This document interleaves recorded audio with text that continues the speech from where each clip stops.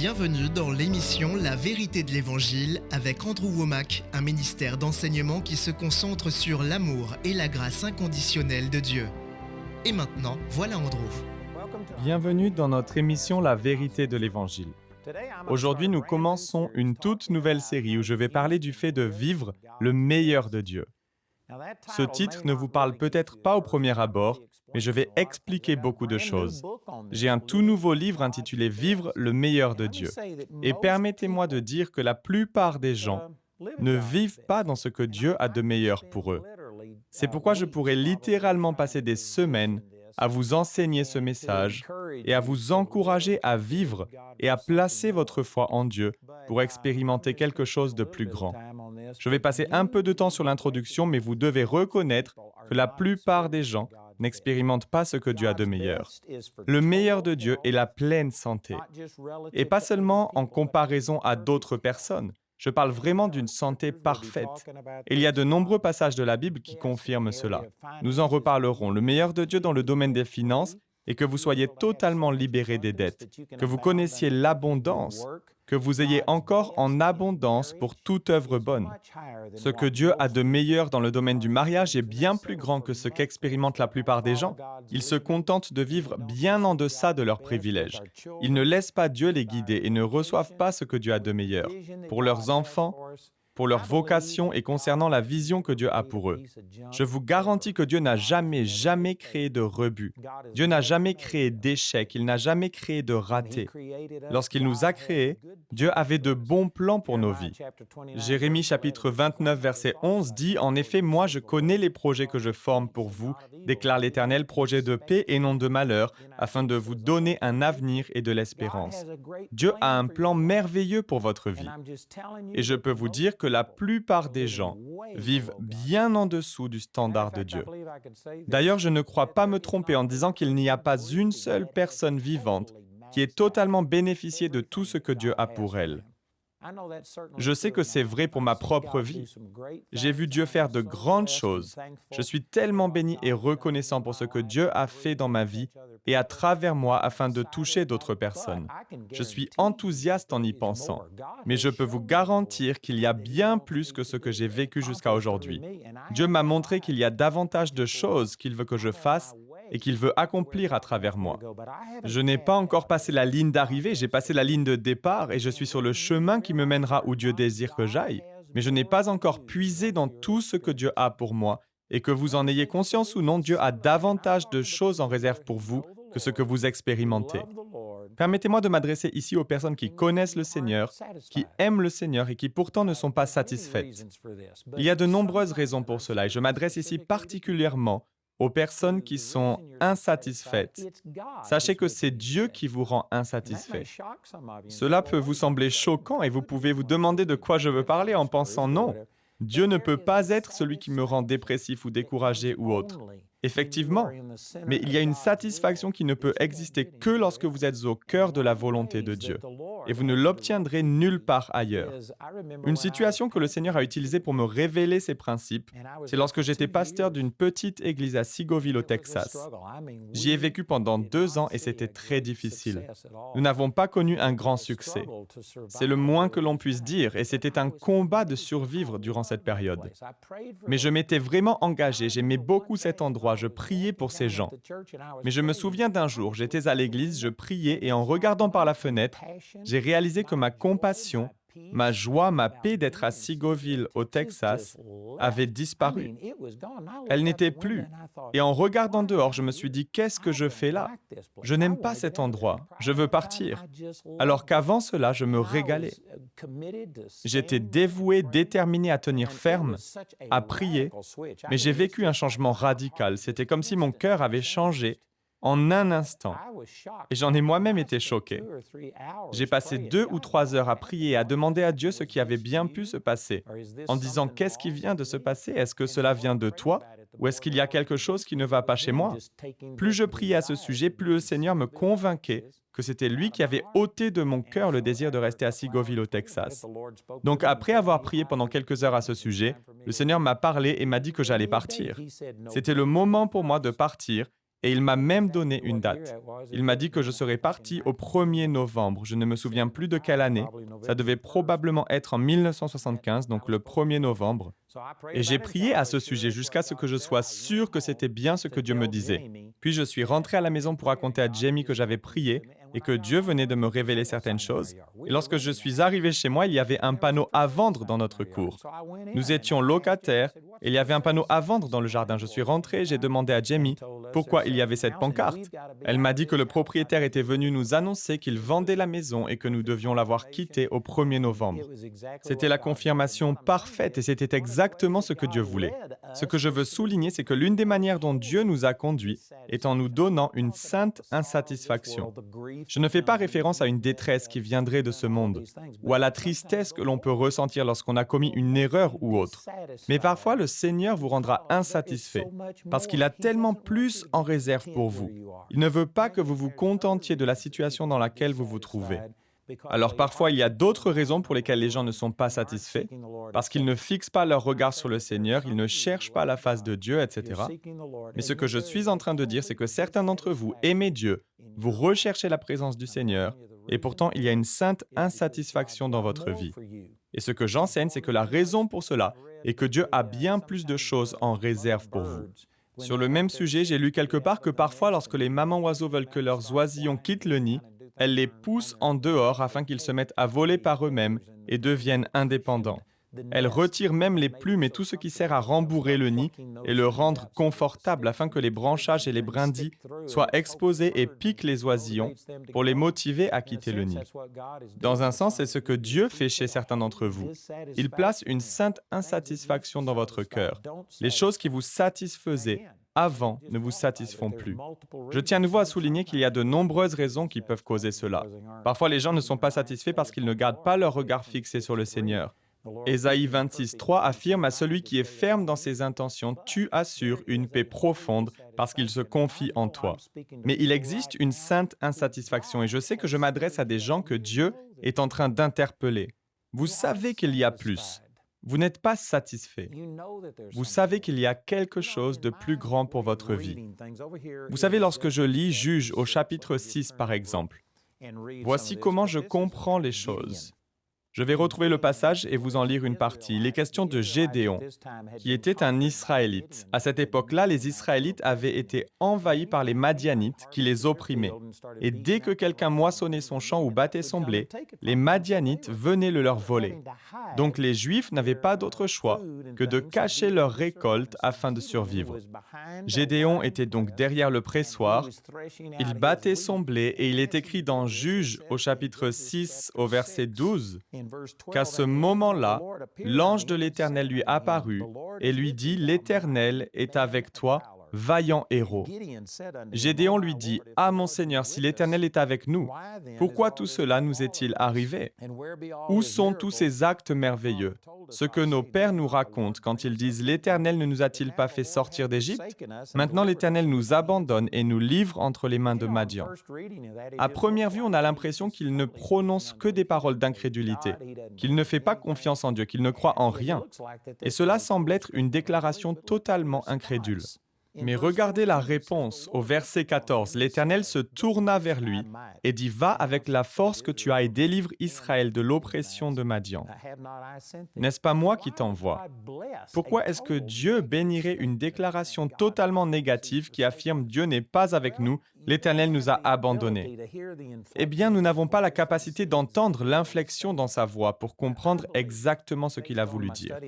Je ne veux pas passer tout mon temps à enseigner au sujet de Gédéon, mais d'après mes études personnelles, cela n'engage que moi, mais je crois que Gédéon exprimait tout simplement sa sainte insatisfaction en disant qu'il en avait assez de cette situation, qu'il voulait que les choses changent. Toute ma vie, j'ai entendu ces récits au sujet des Israélites qui sont sortis d'Égypte, de tous ces miracles, et nous voici à ne même pas pouvoir manger librement. Je dois me cacher pour battre mon blé. Autrement dit, il en avait plus que marre d'en avoir marre, et il était prêt à recevoir quelque chose de plus. Et c'est la raison pour laquelle l'ange l'a récompensé en lui disant « Va avec la force que tu as, va avec cette attitude, va, sachant qu'il y a quelque chose de plus et ne te satisfais pas de moins. » Je vais le formuler différemment. tant que vous arrivez à vous contenter de vivre en dessous de ce que Dieu a de meilleur pour vous, vous le ferez. L'une des premières étapes qui vous permettra de voir la manifestation de ce que Dieu a de meilleur pour votre vie, c'est que vous devez en avoir ras-le-bol d'en avoir ras-le-bol. Il vous faut en arriver au point où vous refusez de continuer à subir la situation, où vous décidez de ne plus accepter le statu quo, où vous ne voulez plus de votre situation actuelle. Je me souviens d'une autre situation lorsque j'étais à Seagoville au Texas, la même ville que dans l'exemple cité précédemment. J'étais pasteur d'une petite église et Jamie et moi étions pauvres à cause de ma propre stupidité. J'en parlerai davantage au cours de cette série. Je ne vais pas le faire maintenant, mais la situation était vraiment difficile. Et à cause du manque d'argent, nous voulions vendre un véhicule. C'était une Chevrolet Bel Air de 1956. Et c'était une épave. Elle avait d'innombrables problèmes. C'est une longue histoire, je ne vais pas rentrer dans tous les détails, mais cela faisait des semaines que cette voiture était en vente. Nous en avions baissé le prix, nous avions tout essayé et nous n'arrivions tout simplement pas à la vendre. Les gens venaient la regarder, mais dès qu'ils la voyaient, ils changeaient d'avis. Elle consommait une quantité incroyable d'essence. Lorsqu'on allumait le chauffage, de l'eau se mettait à couler sur nos pieds. Il y avait un trou dans le plancher et les cardans étaient tellement abîmés que la voiture tremblait de partout. À cause des secousses, les clés tombaient du contact, elles glissaient de leur fente et si vous ne faisiez pas attention, elles pouvaient tomber à travers le trou dans le plancher. C'était un vrai désastre. Il me semble qu'on en demandait 400 $ au départ, mais qu'on avait fini par baisser le prix à 350. Ce n'était pas une somme excessive, mais la voiture était tout simplement délabrée. Et quoi qu'il en soit, le Seigneur m'avait dit qu'il allait pourvoir à nos besoins au travers de la vente de ce véhicule. Et nous avons attendu 3 semaines. Nous avions du retard sur le loyer, nous n'avions plus rien à manger. J'avais essayé d'être patient et de tenir dans la foi jusqu'au jour où j'en ai eu par-dessus la tête. J'ai décidé que j'en avais assez. Il nous fallait de l'argent. Le Seigneur m'avait dit que nous aurions de l'argent grâce à la vente de ce véhicule. Je me trouvais dans le bâtiment de l'église et je peux vous dire que je me suis mis en colère. J'étais vraiment en colère, évidemment pas contre Dieu. Je n'en voulais pas à Dieu, absolument pas. J'avais bien conscience que le Seigneur n'était pas mon problème, mais j'étais en colère contre moi-même et j'étais en colère contre cette situation. Et j'ai fait passer un sale quart d'heure à l'ennemi. Si j'avais pu physiquement lui mettre la main dessus, j'aurais pu faire de gros dégâts. J'étais très en colère, j'en avais marre d'en avoir marre d'être pauvre et je me suis mis à crier et à hurler contre le diable, à me battre. Et il n'a pas fallu beaucoup de temps avant que tout à coup, il y ait un déblocage. Et j'ai su que c'était fait. Je me suis mis à me réjouir, à louer Dieu, et je suis rentré à la maison. La voiture était garée devant l'église avec un panneau à vendre dessus. Et je rentrais dire à Jamie que c'était réglé. Je ne savais pas comment, mais Dieu allait faire en sorte que cette voiture soit vendue. Nous allions nous procurer cet argent. C'était un fait accompli. Mais avant que je ne puisse lui dire quoi que ce soit, elle est venue à ma rencontre en me disant de faire vite, car un homme l'avait appelé. Il avait vu ma voiture à l'église. Il était en route pour la voir. Il allait y être dans 5 minutes et il voulait acheter la voiture. Je n'ai même pas pu lui parler de la percée que je venais d'expérimenter. Je suis allé à l'église pour rencontrer cet homme qui avait déjà l'argent nécessaire en espèces et qui voulait vraiment acheter la voiture. Je lui ai expliqué qu'avant de la lui vendre, je devais lui énumérer tous les problèmes, notamment le fait qu'elle utilisait beaucoup d'essence. Je lui ai parlé des fuites, de l'eau qui coulait sur nos pieds. Je lui ai dit que les cardans étaient en mauvais état et je lui ai demandé de bien vouloir la conduire autour du pâté de maison avant de prendre sa décision. Il a démarré et dans un nuage de fumée, il a fait un tour dans le quartier, il est revenu, il a garé la voiture et m'a demandé « Est-ce que je peux l'acheter maintenant ?» Comme s'il me demandait ce qu'il devait faire de plus afin de pouvoir me donner cet argent. Donc finalement, j'ai conclu l'affaire et j'ai pris l'argent. En terminant la transaction, il m'a dit que 3 semaines auparavant, au moment où j'ai mis le panneau à vendre sur la voiture à un prix plus élevé, il avait dit à sa femme « C'est ma voiture, je vais l'acheter ». Il ne voulait même pas l'acheter pour la conduire, il la voulait pour ses pièces. Il allait réutiliser les pièces parce que c'était un modèle très populaire. Bref, il m'a expliqué que cela faisait 3 semaines qu'il essayait de convaincre sa femme de le laisser acheter cette voiture.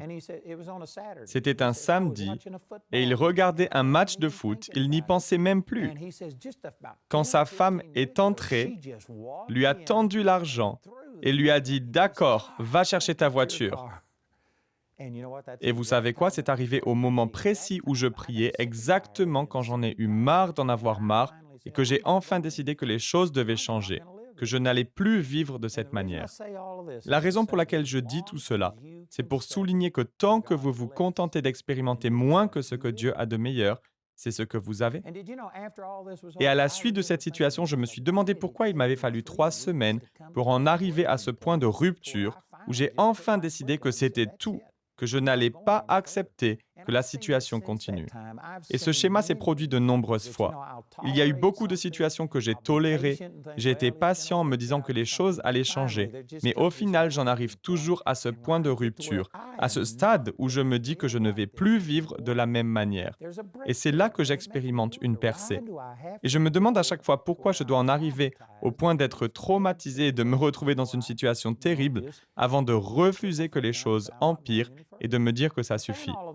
Je vous dis tout cela parce que je sais que vous êtes nombreux à savoir que votre vie n'est pas à l'image de ce que Dieu veut pour vous. Vous savez que votre mariage ne correspond pas à ce que Dieu a prévu, que votre santé n'est pas au niveau que Dieu aimerait qu'elle soit. Vous savez que votre boulot et votre carrière sont dans une impasse. Ils n'évoluent pas. Vous êtes nombreux à ressentir une sainte insatisfaction. Et pourtant, vous la tolérez. La plupart d'entre nous sommes anesthésiés à ces sensations.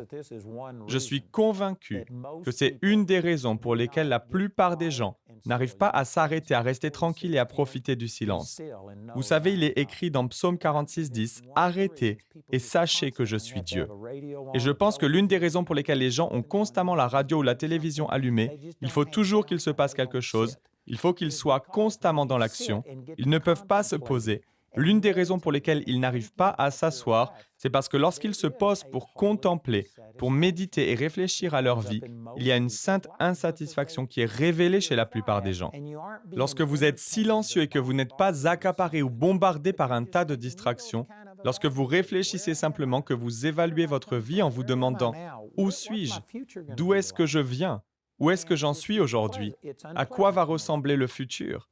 Eh bien, pour la plupart des gens, c'est désagréable parce qu'ils réalisent qu'ils ne vivent pas le meilleur de Dieu. La plupart d'entre nous vivons bien en dessous des standards de Dieu. Je pense que c'est l'une des raisons pour lesquelles les gens évitent de s'arrêter et de se poser. Me concernant, c'est tout le contraire. J'aime passer du temps à ne rien faire d'autre qu'à être assis, à réfléchir, à méditer et à demander à Dieu « Où en suis-je ? Que veux-tu que je fasse ?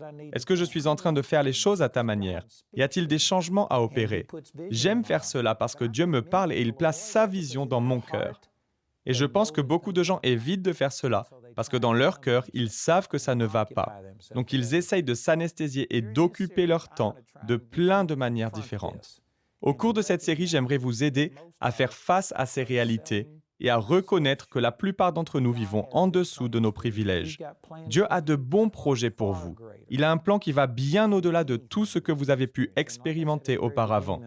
Et comme je le disais au début de cette émission, je ne crois pas que qui que ce soit ait totalement épuisé tout ce que Dieu a en réserve pour lui. Si vous êtes toujours vivant, alors sachez que Dieu n'en a pas fini avec vous.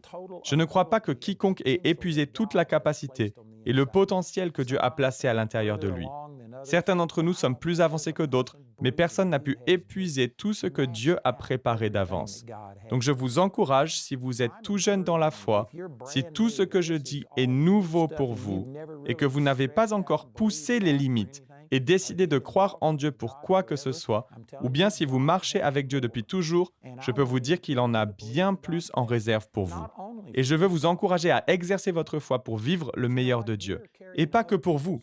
Vous devez savoir que vous portez en vous des miracles pour les autres. Dieu a créé chacun d'entre nous avec un but. Il a un dessein pour votre vie, une destinée qui va vous bénir et vous satisfaire, oui, mais Dieu a un plan pour chacun d'entre nous, non seulement pour vous bénir, mais pour que vous soyez une bénédiction. Il y a des choses qu'il veut faire passer à travers vous afin de toucher d'autres personnes.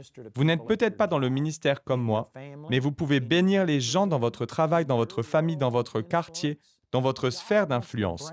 Dieu veut non seulement vous amener à un autre niveau, que vous soyez prospère et joyeux, et tout simplement ravi de la vie que Dieu vous donne. Mais il veut également utiliser votre vie. Il désire s'en servir comme un témoignage afin que d'autres personnes soient touchées et reçoivent la révélation de ce que Dieu peut faire dans leur vie. Donc, il ne s'agit pas seulement de vous. Vous possédez en vous des miracles pour les gens qui vous entourent. Il y a des gens qui ne regarderont jamais mes émissions télévisées, qui n'ouvriront peut-être jamais une Bible, ils n'iront peut-être jamais à l'église, mais ils vous connaissent. Et Dieu veut que vous ayez sa plénitude dans votre vie, pas seulement pour votre propre bénédiction, mais afin que vous soyez un témoignage, un panneau indicateur permettant de révéler aux gens ce que Dieu peut faire pour eux. Ces vérités sont centrales. Je pense que la plupart d'entre nous vivons bien en dessous de la volonté de Dieu pour nos vies. Et à cause de cela, nous n'expérimentons pas ce que Dieu a de meilleur. Et de ce fait, nous ne sommes pas le témoignage que nous devrions être. Dieu vous veut en bonne santé parce qu'il vous aime. Il veut que vous soyez en bonne santé, mais il désire aussi utiliser votre santé comme un témoignage. Vous savez, nous venons de terminer la production d'un spectacle merveilleux. Nous l'avons présenté ici dans notre bâtiment à Woodland Park, dans le Colorado, dans notre école biblique Caris. C'était phénoménal, c'était magnifique. Et j'ai passé des heures avant et après ces représentations à parler aux gens. Ils étaient absolument stupéfaits. Ils étaient tellement touchés par le talent des artistes et par l'amour de Dieu. Les gens sont touchés et cela a un impact sur toute la communauté locale. Les gens sont émus et impactés au travers du ministère. Non pas seulement à travers moi, mais parce que nous, en tant que groupe, avons commencé à vivre à notre plein potentiel.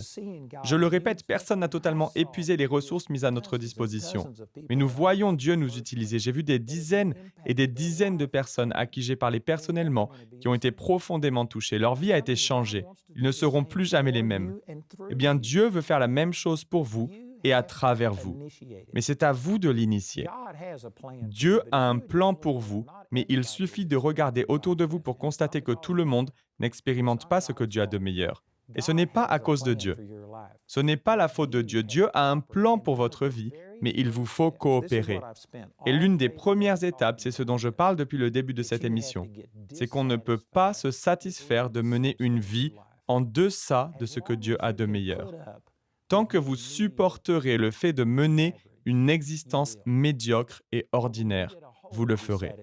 Mais lorsque naît en vous une sainte insatisfaction, lorsque vous dites « Seigneur, je refuse d'en accepter davantage, j'en ai marre d'en avoir marre, je suis épuisé d'être épuisé, je ne vivrai plus de la sorte, je vais changer. » Cela ne fait pas tout, mais c'est le point de départ. Tant que vous supporterez de vivre en dessous de ce que Dieu a pour vous, alors vous le ferez. Mais lorsque vous décidez de ne plus vivre de cette manière, de changer, alors je crois que dans le domaine spirituel, une nouvelle activité divine se manifeste dans votre vie. Demain, je me concentrerai notamment sur 2 Chroniques 16:9, qui dit « En effet, l'Éternel parcourt toute la terre du regard pour soutenir ceux dont le cœur lui est attaché sans réserve. » Dieu est à la recherche. Cette émission est diffusée dans le monde entier. Saviez-vous qu'aujourd'hui, où que vous soyez, Dieu est là. Il cherche et il demande, vas-tu réagir à ce message? Vas-tu en avoir marre d'en avoir marre? Vas-tu désirer quelque chose de plus? Si vous réagissez à ces principes d'une manière positive, je crois que Dieu se révélera à vous et que des miracles commenceront à se manifester dans votre vie. Ces vérités sont puissantes. Permettez-moi de mentionner à nouveau que nous avons ce tout nouveau livre. Il est intitulé « Vivre le meilleur de Dieu » et je suis sûr qu'il sera une bénédiction pour vous. La série existe également en DVD, ce sont les émissions tirées de notre programme télévisé. Nous l'avons aussi en format CD. Notre annonceur vous donnera davantage d'informations à ce sujet. C'est la première fois que nous proposons ce livre, il est tout nouveau. Je vous encourage à vous le procurer. Vous en serez bénis. Alors écoutez notre annonceur et appelez ou écrivez-nous aujourd'hui, demandez ces ressources et rejoignez-moi à nouveau demain pour la vérité de l'Évangile. Le programme d'aujourd'hui fait partie de la série « Vivre le meilleur de Dieu ». Nous espérons que ce message vous a béni.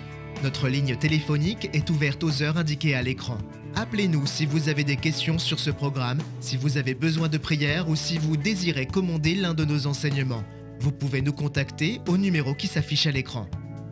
Ce programme a été rendu possible grâce au soutien financier de nos partenaires. Si vous souhaitez devenir partenaire, vous pouvez le faire en appelant ces numéros. Nous vous proposons un livre sur le même sujet que l'émission d'aujourd'hui, intitulé « Vivre le meilleur de Dieu » que vous pouvez vous procurer pour 17 €. Les 30 émissions de cette série sont disponibles en DVD pour 22 €.